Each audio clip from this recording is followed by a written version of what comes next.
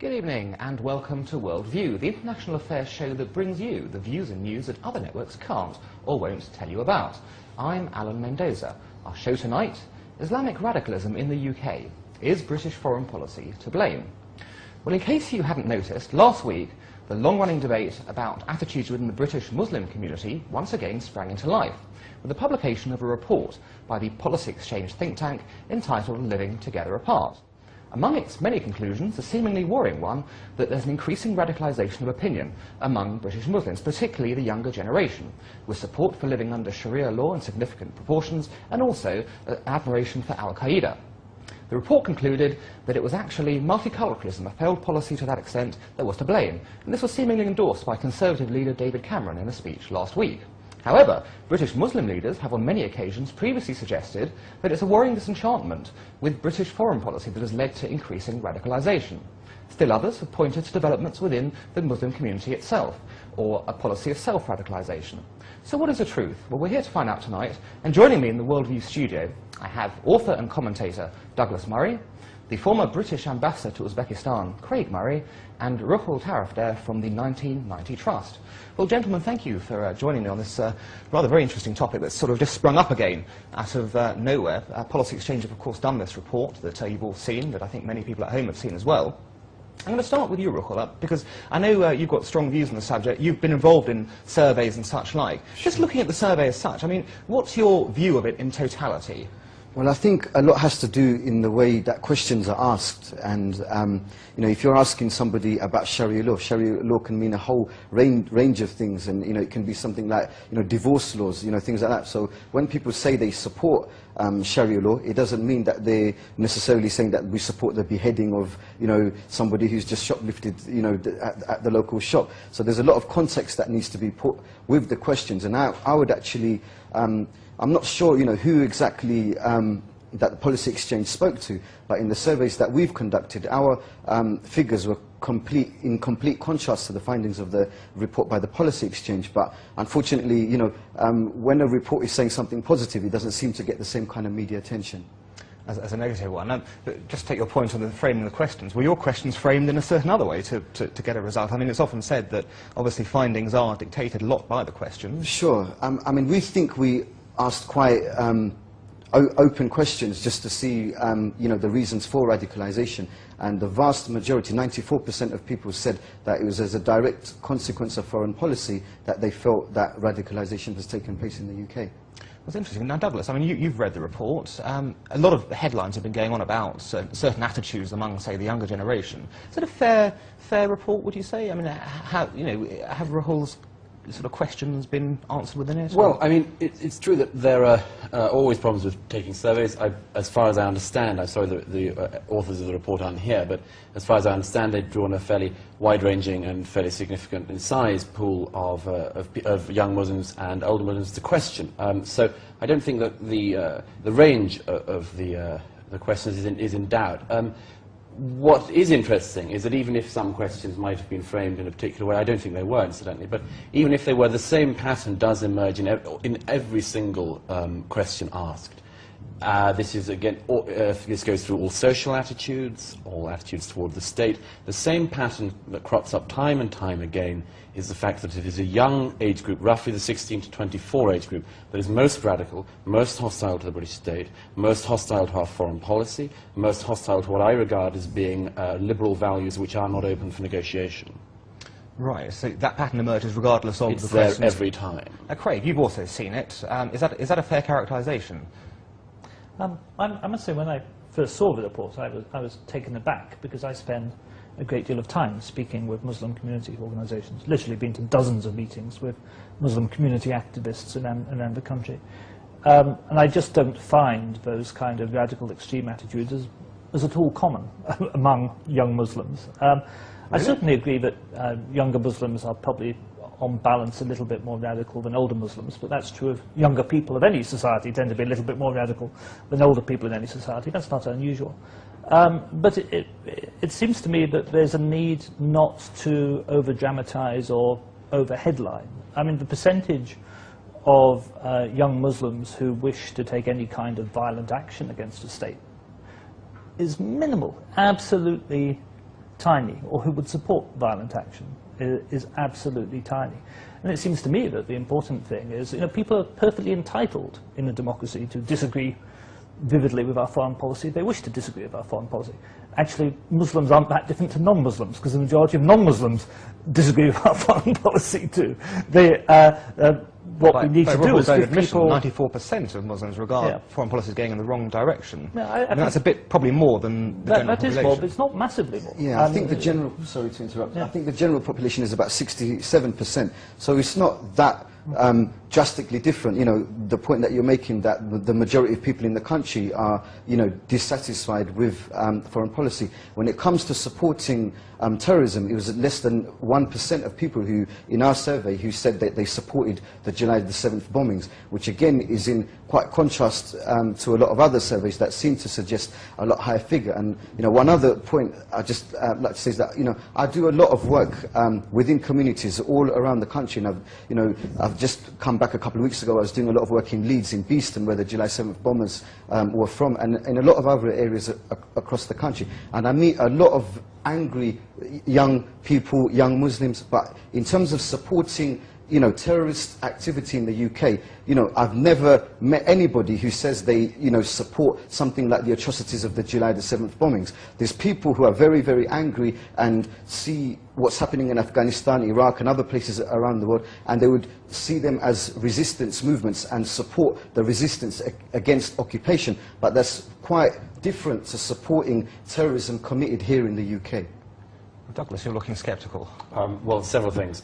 Firstly, generally in surveys carried out in the last few years in Britain, and certainly since the 7th of July, it's usually been around the 2% mark of Muslims polled who approve of or emulate or would themselves say they would take part in an attack like the 7th of July.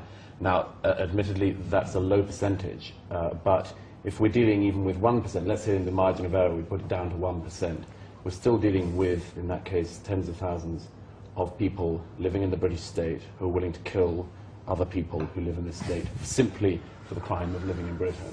Now, so that's an important thing to state first of all. Secondly, on the issue of the general public versus the Muslim community polled on these things, in actual fact, as a Spectator poll showed recently, the general public it is true that over the 50% tend to be critical of the government's policy in Iraq. That's not the same thing as being critical of the government's foreign policy in general. In polls that if you take Iraq out of the equation, people are far more supportive. And what's more, the Spectator poll showed that although they don't particularly want our present government or future government to be connected with the American government in such a clear way, the very vast majority of the British public want a tougher stance against Islamism, a tougher stance against the jihad, and want this war to be waged generally harder and better. I mean, I think the context has been made that, that this is a war on jihad and so on, but for the vast majority of people that are living in Afghanistan or in Iraq, they're seeing this as self-defense against occupation. No. That's not a fair thing to say. The situation in both Iraq and Afghanistan are different situations, as we know. But the situation in Iraq is and has been for a long time not a war against occupying forces, but now, and has been for a long time, a war against the democratically elected government of Iraq, against the Iraqi people, by insurgents, by terrorists, by religious fanatics and fascists. Well, that's meaningless propaganda. That's not propaganda. It is meaningless propaganda. You can't have a democratic election when you have 150,000 foreign troops in a country. Why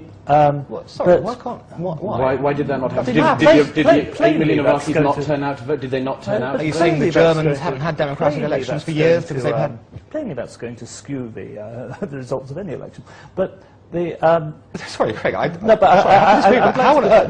come back to that. Yeah. How on earth can you justify that comment? You can't have normal political campaigning. I mean, all the conditions for normal, free and fair and open election weren't present. I can tell you there'd been a much less normal election if those troops hadn't been there keeping the peace.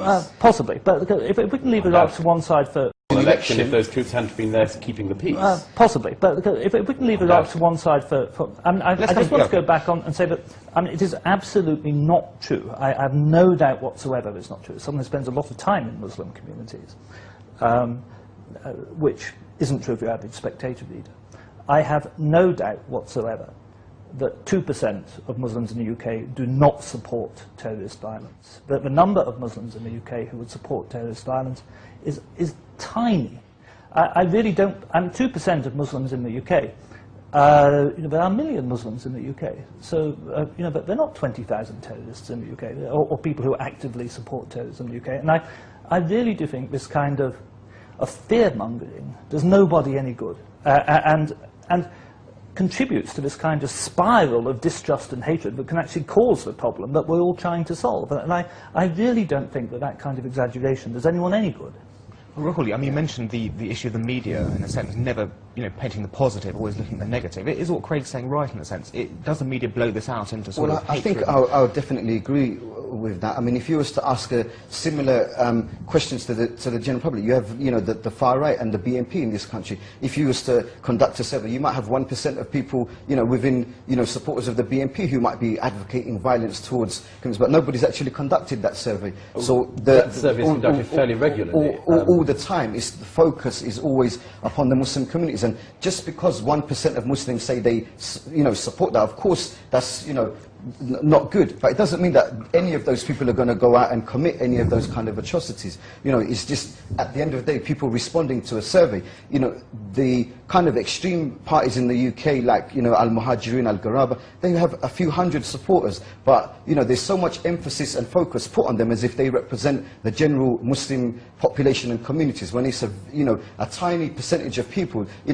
Even optimistically, their figures would, be about 300 people in the whole of the country, and it doesn't mean that all of them are going to then commit kind of atrocities or anything like that. I disagree with that. That's an unfair characterization to make the argument. I don't think anyone in the government, anyone out of a tiny extremist group of perhaps the BNP or someone, nobody in government, nobody in politics, nobody I've ever read in the papers has suggested that Al-Gharaba, for instance, are representative of the majority of Muslims or of all Muslims in this country. Nobody is making that suggestion. What does worry people, myself the media included, propaganda is often tries to imply that. But what I'm saying is that what does worry people like me very much is not just the fact that organizations like Al-Gharaba and things exist, but that within the wider Muslim community and in all of the major Muslim organizations in this country, like the Muslim Association of Britain, the Muslim Council of Britain, in these organizations, they're not advocating terrorism, but it's very hard to get them to roundly condemn terrorism. It's very hard, and in fact you will not find a member of the MAB who will categorically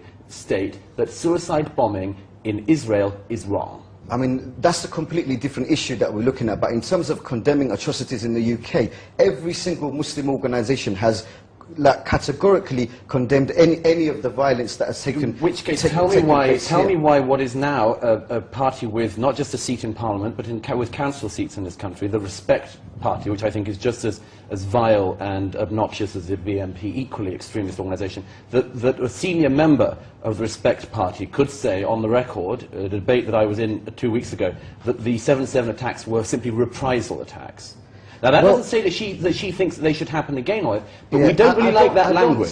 I don't think that they, in anyhow, I don't know who that was or whatever, but I don't think that would have been in the context of justification. But you have Sounds pretty close. I don't think so. I wouldn't agree with you there. But I think you have to smell the coffee. And the reality is that as a result of what's happening in Iraq, what's going on in Afghanistan, other places around the world, the injustice of Palestine, what recently took place in Lebanon, it's not a justification, but that is the reasons why the anger is there and why people feel that they can resort to these kind of measures. Now, at the end of the day, when we're using a language, war on terror, long war, war on this, war on that, if we're saying that, we are at war, then you can't make war and then make the rules to suit. Now, I don't justify... Well, I've never known anyone fight a war I don't which they don't justify in any way whatsoever. But the point I'm saying is that people are seeing there's no difference between a suicide bomber strapping explosives to himself and getting on the bus in the UK and a B-52 bomber or a helicopter gunship, blowing up people in Iraq and Afghanistan. There's a very, very great amount of difference. Well, for me,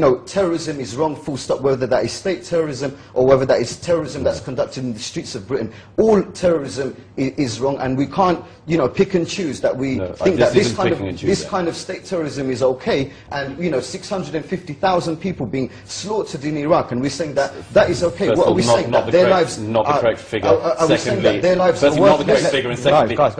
not being killed. My dear, not being killed by the forces of this country or America. Don't you dare slur the armed forces of this country as if they have killed 650,000 people. The people being slaughtered in Iraq, our democratic allies allies and friends being slaughtered in Iraq are being slaughtered by terrorists in Iraq, not by us. How many people do you think, how many civilians do you think the British and American armed forces have killed in Iraq? We have no idea, but we believe that in the initial campaign we'd be talking about several thousand, and then maybe 10,000. Let's move back a little bit towards the survey. We'll break up the Rahul and Douglas show for a moment. Craig, looking at the survey itself, I mean, what's underlying it? I mean, that's, I think, one of the questions we would like to know. I mean, Rahul's independent survey, the different survey, the 1990 Trust survey, suggested that, in a sense, foreign policy is the leading determinant. Policy Exchange have said it's actually multiculturalism. It's a failure to have integrated communities properly. It's this sense, if you like, of distinctiveness that's actually caused this division between people, led to radicalising attitudes. Others have said, look, it's what's being taught in radical sort of madrasas or within the community itself, people not condemning, something similar to what Douglas said, people not condemning terror, etc. What strikes you as being the reason behind it? Well, I think all of the above. I mean, frankly, I think anyone who denies that all of those are factors is stupid and is attempting to make a political point rather than genuinely understand the problem. There's no doubt that, you know, aggressive foreign policy, which involves invading Islamic countries, causes a tremendous feeling of resentment. That's true.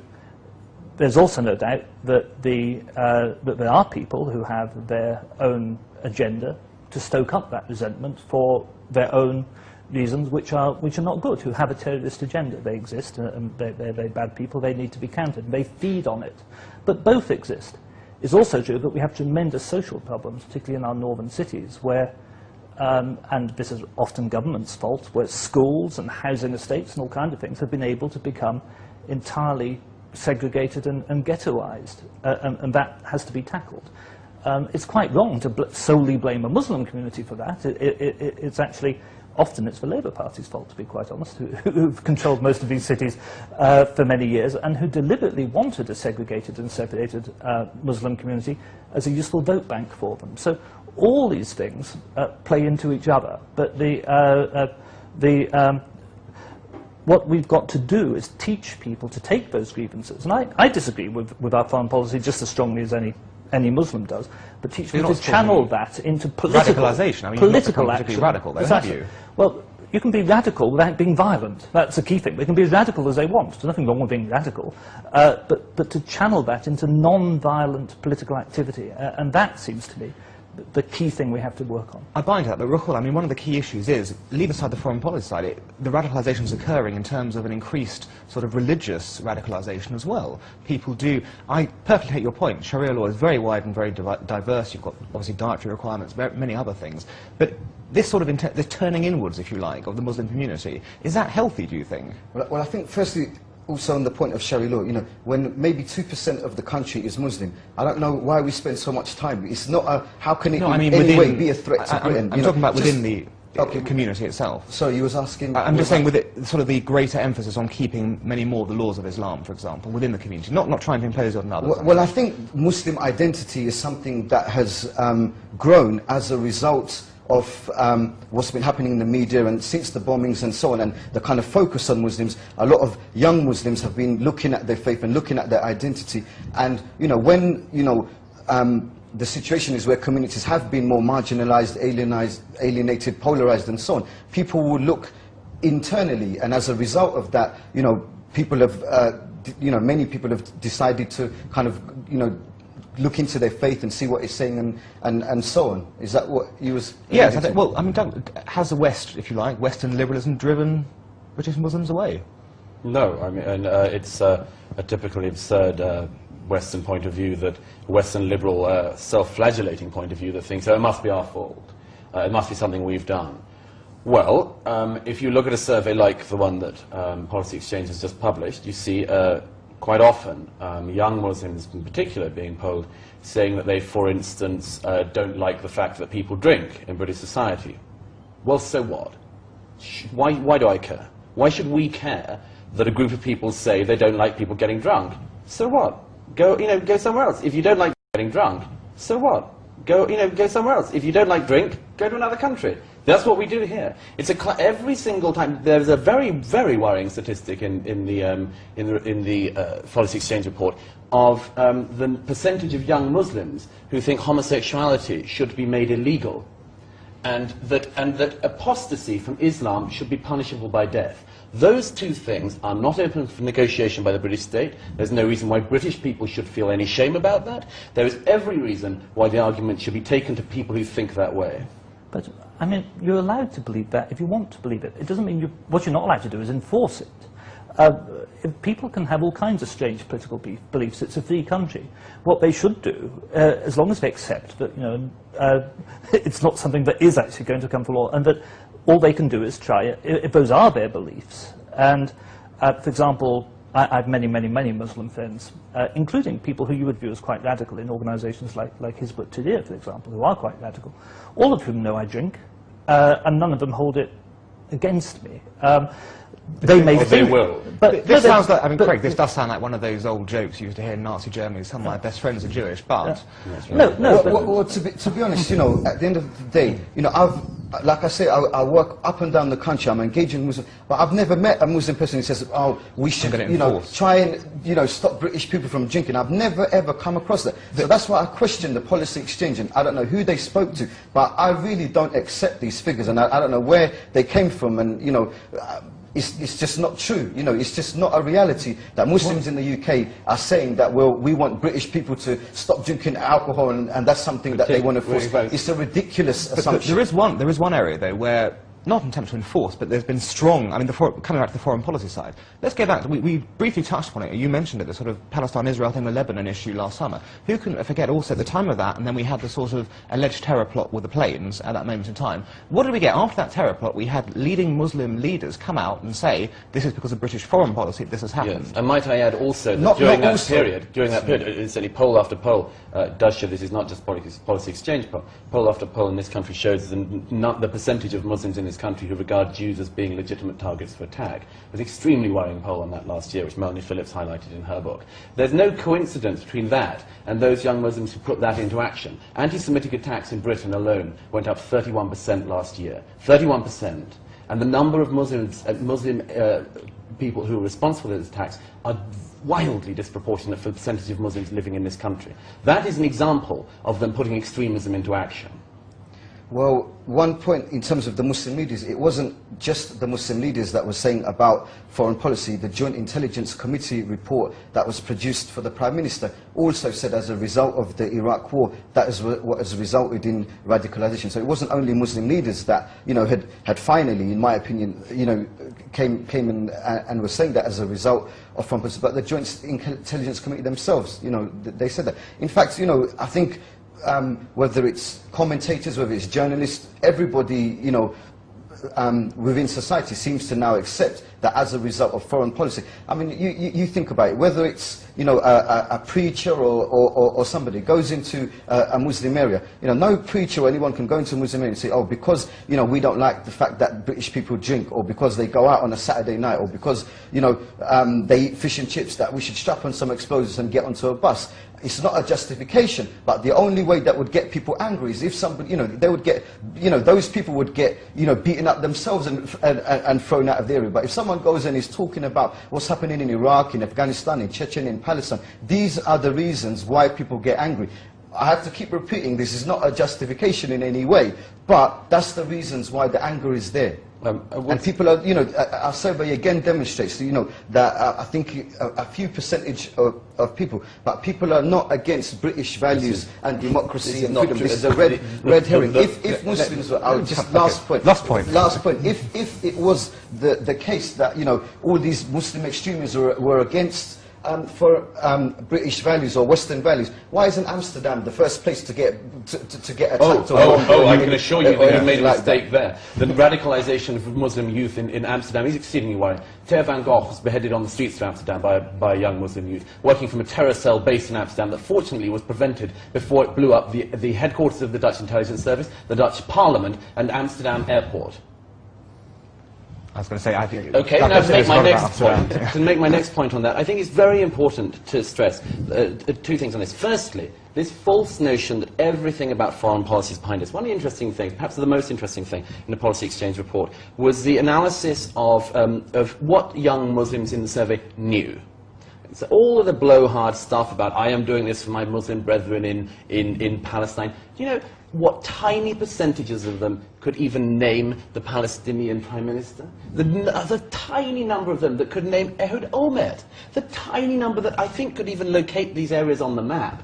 This is a great problem at the moment because demagogic Muslim leaders and others are taking advantage of their opinions. They are telling them they should be enraged about this, that their Muslim brothers are being abused, and that they should be more angry. And a lot of them think in response, yeah, I'll wind myself up about it, and I'll wind other people up about it. But do they ever bother to know anything about it? Do they ever bother to find out? Do they even satiate even basic curiosity? No. And one other thing that comes from this that ought to be said, has to be said now, is this.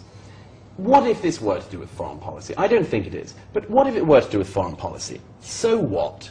So what? Is the British state going to take dictation for its foreign policy from a tiny community within its midst? I don't think so. Nobody's asking for a pro-Muslim foreign policy, a Muslim-friendly policy. What people want is a just foreign policy, a principled foreign policy, not one that overthrew tyrants, one that overthrew tyrants who were persecuting Muslim people in, for instance, Iraq. In terms of what you were saying about Muslims not being aware of what's going on in Palestine, that's absolute nonsense. Muslims throughout are more politically aware today than they've ever been, whether it's about Iraq, and you don't have to know, you don't have to know who's the president of Iraq or of Palestine, or whether to feel one thing. If you was to ask the people in Britain who's the president of the Palestinian Authority or Israel, I'm pretty sure. Hold on one second. Let's just look at the education issue for one thing. I mean, it is true, Craig, isn't it? Now, you were ambassador in a pretty far-off place. Most people won't have any clue what's going on in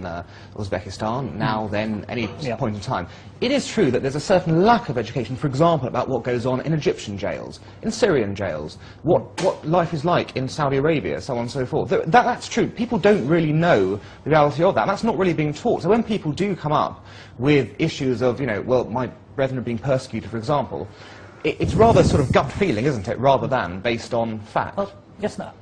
I mean, the truth is that in Uzbekistan, we and the Americans were supporting a terrible dictator, just as bad as Saddam Hussein. Which you quite rightly arguably was. And that's the hypocrisy of a policy, if you like. And if we had a general policy of being against dictators in general, then, and the Saddam Hussein thing fitted into that context, you might understand it. But the fact is that we were supporting a dictator who practiced torture. And not only that, but under the extraordinary rendition program, we were complicit in the sending of people abroad in order to be tortured. And I think there's a real danger that we have lost the kind of the moral high ground, and we've lost. Who to?